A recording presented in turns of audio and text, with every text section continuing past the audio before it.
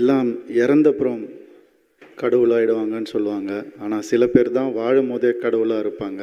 அப்படிப்பட்ட ஒருத்தர் தான் இவர். நிறைய அனுபவங்கள் அவருக்கு என் கூட, அது நானே வச்சுக்கிறேன். ஷேர் பண்ண கூட எனக்கு தோண மாட்டேங்குது. ஆனால் அவர் நிறைய நமக்கு ஷேர் பண்ணியிருக்காரு. நம்மக்கிட்ட எவ்வளவோ விட்டுட்டு போயிருக்காரு நமக்காக. அந்த நல்ல விஷயங்களை எனக்கு ஒரே ஒரு ரிக்வெஸ்ட் தான், ஸ்கூல் பாட புத்தகங்களில் கேப்டனை பற்றி வரணும். வேறு எதுக்காகவும் இல்லை, அவர் நடிகராகவும் சரி அரசியல்வாதியாகவும் சரி அப்படியெல்லாம் நான் சொல்லலை. மனிதன் எப்படி இருக்கணும் அப்படின்னு ஒரு சின்ன ஒரு டாபிக், நல்லா வாழ்ந்தால் இப்படி இருப்பாங்க, மக்கள் மனசில் வச்சுப்பாங்க ஒரு மனுஷனை அப்படின்னு எடுத்து சொன்னாலே போகிறோம்.